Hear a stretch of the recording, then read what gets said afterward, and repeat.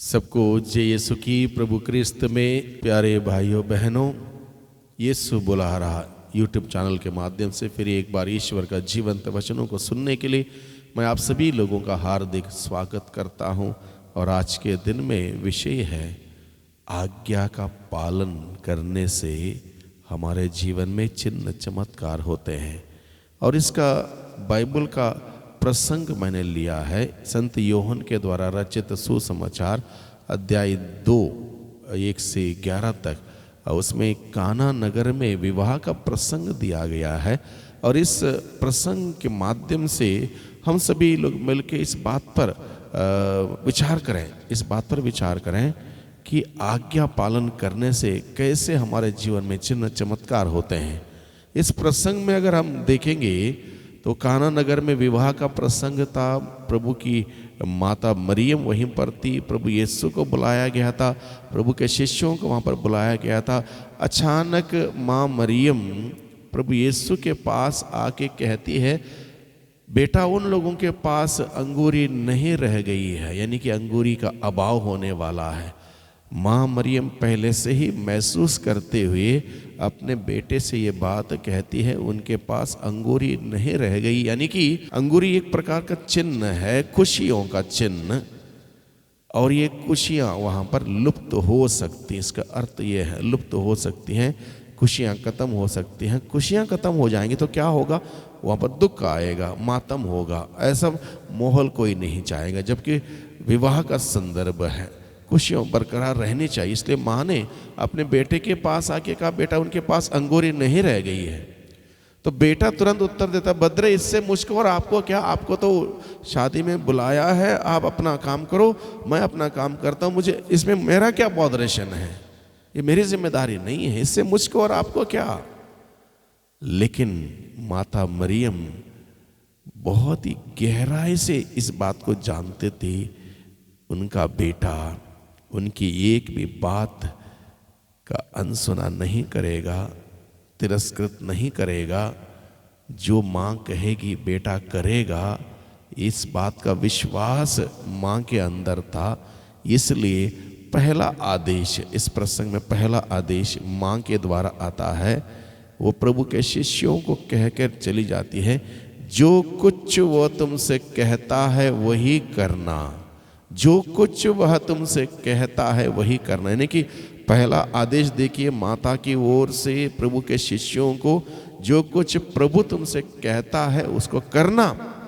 वहाँ पर सवाल की जरूरत नहीं है, सही है गलत है, क्यों करना क्यों नहीं करना, मेरा काम नहीं, मेरी जिम्मेदारी नहीं, ऐसा ना हो। जो कुछ भी वो तुमसे कहता है वही करना। माँ मरियम ये आदेश को दे के जाती है। उसके बाद वहाँ का प्रसंग में आगे उस प्रसंग में लिखा है, वहाँ पर पत्थर के मटके रखे हुए थे। और प्रभु ने दूसरा आदेश प्रभु की ओर से आता है। प्रभु ने क्या कहा? मटकों में पानी भर दो, मटकों में पानी भर दो। दूसरा आदेश है। प्रभु के शिष्यों ने जैसे माँ ने कहा था, जो कुछ वो तुमसे कहता वही करना। उन्होंने सवाल नहीं किया हम यहाँ पर पानी भरने आए। प्रभु के शिष्यों ने सवाल नहीं किया कि हम यहाँ पर कोई सेवा करने के लिए आए, पानी भरने के लिए आए। कोई सवाल नहीं। प्रभु ने आदेश दिया, मटकों में पानी भर दो।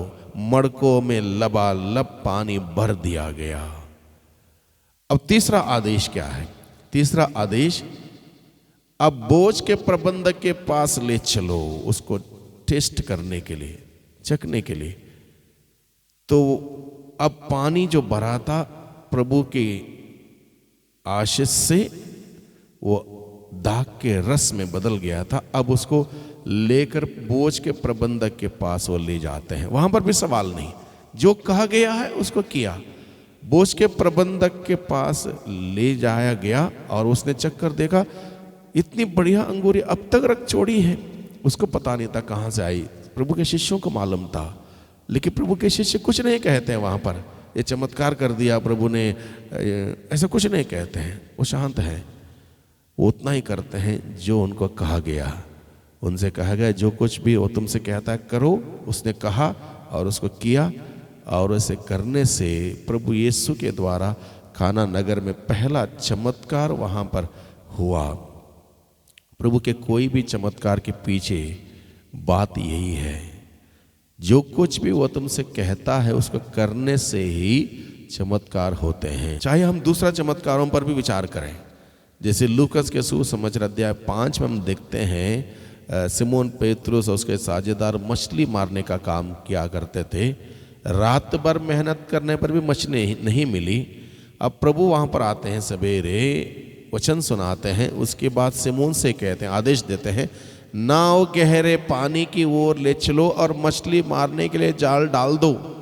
रात भर बेचारा काम करते हुए एक भी मछली नहीं पकड़ सका, जो कि मछली मारने का उचित समय है रात का। अब दिन हो चुका है। अब प्रभु कहता है नाव गहरे पानी की ओर ले चलो और मछली मारने के लिए अपनी जाल डाल दो। सिमोन पेतरुस कह सकता था अभी कहाँ से मछली मिलेगी, ये दिन हो चुका, ये कोई टाइम है मछली मारने का, ये गलत टाइम है, नहीं मिल सकती। मैं जानता हूँ मछली कहाँ मिलती, कैसे मिलती, कब मिलती है। सिमोन पेतरुस कोई आर्गुमेंट में नहीं जाता, कोई तर्क वितर्क में नहीं जाता है। जो कुछ भी कहा गया है उस काम को करता है। वो कहता है आपके कहने पर मैं जाल डालूंगा। इसका अर्थ यह है, मुझे पता है कि अभी उपयुक्त समय नहीं है जाल डालने का, मछली मारने का ये समय नहीं है, फिर भी आपके कहने पर मैं जाल डालूंगा। और बाइबल में लिखा है ऐसा करने पर इतनी अधिक मछलियां फंस गईं कि वे संभाल नहीं पाए। उनके जाल भर गया, नाव भर गया, उनका दिल भर गया, आनंद से खुशियों से वो भर गए। आज्ञा का पालन हुआ और वहां पर चिन्ह चमत्कार भरपूर मात्रा में हुई। और एक उदाहरण हम देखते हैं लूकस के सुसमाचार अध्याय 19 में जक्कियुस के बारे में हम लोग पढ़ते हैं। जक्कियुस के बारे में वहाँ पर वर्णन दिया, प्रमुख धनी नाकेदार था, लेकिन उस कार्यकलाप करते हुए उसने काफ़ी गलतियाँ कर रखी थी, इसलिए उसको हिम्मत नहीं थी सबके सामने जाने की। वो चुपके से प्रभु से मिलना चाहता था, प्रभु को देखना चाहता था। गुलर के पेड़ में जाके चढ़ के बैठ गया।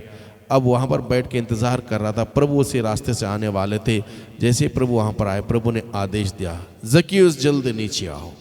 आदेश, जक्कियुस जल्दी नीचे आता है। जैसे आदेश दिया वैसे उसका पालन करता, जल्दी दौड़ते हुए नीचे आता है। और उसके बाद का प्रसंग में लिखा है जक्कियुस का नाम बदल गया, जक्कियुस का काम बदल गया, जक्कियुस की सोच बदल गई, जक्कियुस का विचार बदल गए, जक्कियुस के विचारधाराएं बदल गए। अब तक पैसे बटोरने का एकमात्र इच्छा शक्ति वो रखता था, अब पैसे नहीं चाहिए उसको। बोलता है मैं आधी संपत्ति गरीबों को दूंगा, जिनके साथ मैंने बेईमानी की 4 गुना लौटा दूंगा, मुझे प्रभु मिल गए हैं। क्या आनंद है, प्रभु मिल गए हैं, प्रभु उनके जीवन में गए, प्रभु उनके परिवार में गए और सब कुछ नया हुआ। प्रभु जब आया सब कुछ नया हुआ, यानी कि आदेश का पालन किया, वहाँ पर चमत्कार हुआ। आदेश का पालन से हमारे जीवन में चिन्ह चमत्कार होते हैं। इसलिए आज के दिन में जब हम लोग इस बात पर विचार करते हैं, हम देखें बाइबल का एक एक पन्ना हम लोग पढ़ें। ईश्वर ने बाइबल में मनुष्य के साथ किए हुए 8,000 से भी ज़्यादा वादे हैं। उस वादे पूरा कब हुए? जब लोगों ने उस वादे के अनुसार कार्य किया, उस वादे के अनुसार कार्य किया, तब से एक एक वादा 8,000 से भी अधिक वादे जो ईश्वर ने मनुष्य के साथ किए हैं वो पूरा हुए हैं। इसलिए हमारे जीवन में अगर हम चाहते हैं कि चिन्ह चमत्कार हो, बड़ी आशीष हम सबों को मिले, हमारे परिवारों में, हमारे बच्चों के जीवन में आशीष आ जाए, तो सबसे पहला काम हमें ये करना है, प्रभु की बात को सुनना है, प्रभु की बात को मानना है, उसके अनुसार कार्य करना है। इसलिए प्रभु ने कहा धन्य है वे जो प्रभु का वचन सुनते हैं और उसके अनुसार चलते हैं। धन्य है वे प्रभु के वचन सुनते हैं उसके अनुसार चलते हैं। जो वचन सुनते हैं उसके अनुसार नहीं चलते, प्रभु ने कहा वो मूर्ख के सदृश्य हैं। जो प्रभु का वचन सुनते हैं उसके अनुसार चलते हैं, समझदार लोगों के सदृश्य। हम समझदार बने, प्रभु का वचन सुने, उसके अनुसार कार्य करें, प्रभु का आदेश का पालन करें, ताकि हम सबों के जीवन में प्रभु की बहुत आयत की आशीष हमेशा बनी रहे, बरकरार रहे और हम प्रभु में आनंद मना सकें। आइए हम प्रार्थना करें। सर्वशक्तिमान पिता परमेश्वर, धन्यवाद देते हैं आज के जीवंत वचनों के लिए। आपने अपने वचनों के द्वारा हम सबों को सिखाया है कि आपकी बातों को सुनने से, मानने से, ग्रहण करने से, उन वचनों के अनुसार जीवन व्यतीत करने से हमारे जीवन में किस प्रकार की आशीष आ सकती है, चिन्ह चमत्कार हो सकते हैं। आपने हमें समझाया, हम आपको धन्यवाद देते हैं। प्यारे प्रभु जी, हमें आपके वचनों के प्रति भूख और प्यास दीजिए, आपके सानिध्य में आने की कृपा दीजिए, ताकि प्रभु हम आपके वचनों को समझ सकें, उसको ग्रहण कर सकें, उसके अनुसार कार्य करते हुए अपने जीवन में बहुतायत की आशीषों को प्राप्त कर सकें। दुआ करते हैं उद्धारकर्ता यीशु मसीह के नाम से, आमीन।